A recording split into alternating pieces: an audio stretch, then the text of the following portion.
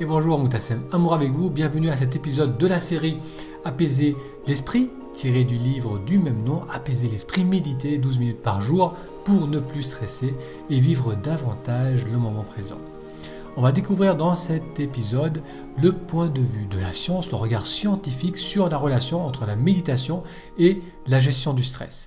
Alors pourquoi c'est intéressant de regarder ce que la science nous apprend sur la gestion du stress? Parce que notre mental est puissant et si vous êtes du type cartésien, si vous avez besoin de comprendre, il va être important de motiver votre mental à prendre le temps de méditer.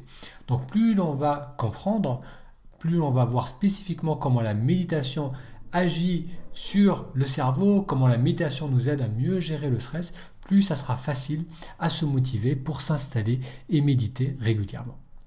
On va donc découvrir ce que la science nous apprend sur les bienfaits de la méditation sur le stress.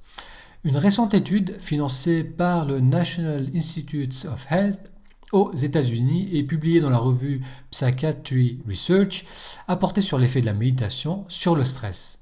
89 participants souffrant de la tendance à s'inquiéter de façon excessive, d'une anxiété généralisée, ont été répartis au hasard dans deux groupes.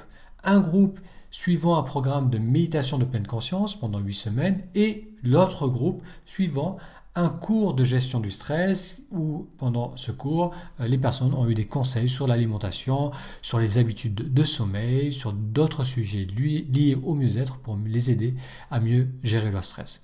Donc deux groupes, un groupe qui allait faire de la méditation et l'autre groupe qui allait suivre un cours sur la gestion du stress.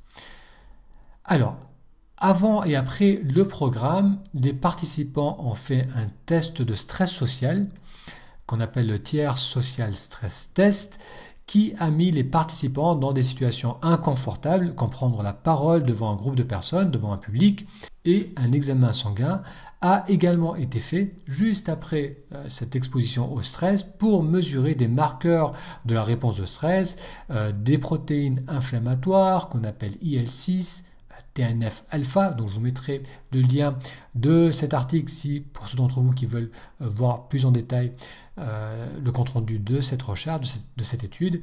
D'autres marqueurs du stress, c'est aussi l'hormone ACTH, le cortisol.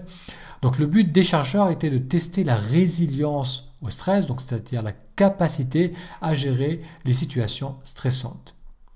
Après les 8 semaines, les participants furent à nouveau exposés à des situations stressantes et à nouveau on a fait des examens sanguins pour mesurer les hormones de stress. Alors, quels ont été les résultats?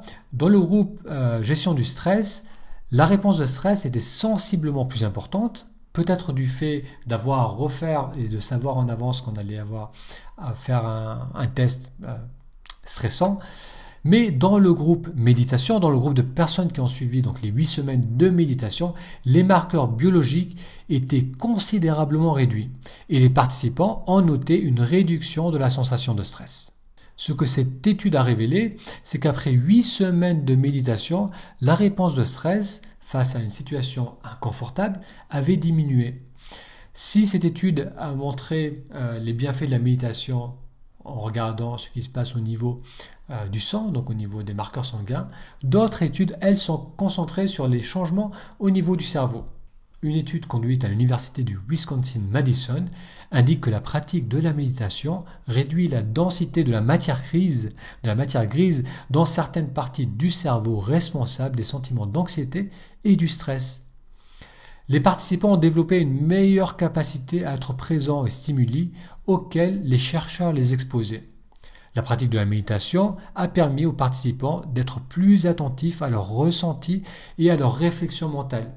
Cela a donc réduit la tendance à cogiter et avec elle les sentiments d'inquiétude, d'anxiété et de stress. Dans une autre étude, des chercheurs à la Johns Hopkins University à Baltimore ont scruté des centaines de publications scientifiques sur la méditation. Ils ont trouvé 47 études adressant le sujet de l'anxiété et répondant aux critères scientifiques. Leurs conclusions ont été publiées dans le JAMA, donc le Journal of the American Association Internal Medicine, et ils notent que la méditation aide à réduire les stress psychologiques telles l'anxiété et la dépression. Le docteur Elizabeth Hodge, psychiatre au Centre pour anxiété et stress traumatique du Massachusetts General Hospital, note que la méditation de pleine conscience est un choix tout à fait logique pour traiter l'anxiété. Elle note: les personnes souffrant d'anxiété ont une difficulté à gérer les pensées parasites. Elles ont du mal à différencier les pensées constructives qui adressent une situation ou un problème des pensées de type rumination inquiète qui, elles, n'aident pas. On vient de voir quelques exemples d'études scientifiques qui montrent des effets bénéfiques de la méditation sur la gestion du stress. Donc il est intéressant que certains chercheurs ont regardé plutôt ce qui se passe au niveau du métabolisme, notamment au niveau des hormones, en faisant des examens sanguins.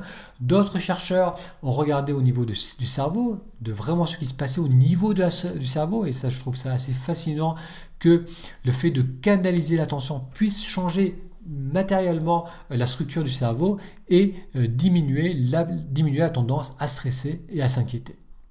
Alors pourquoi c'est important d'avoir des études scientifiques qui nous montrent les bienfaits de la méditation par rapport au stress? Parce que d'une part, on l'a vu, ça permet de motiver notre cerveau, ça nous permet de rationaliser le fait que lorsque l'on se pose 15 minutes, 20 minutes et qu'on canalise l'attention, eh bien, ça va nous aider à mieux gérer le stress. Et le fait de voir des études scientifiques, différentes études qui sont intéressées à différents paramètres, de voir que cela prouve que la méditation est efficace, va nous motiver, va nous donner envie de persister dans cette pratique.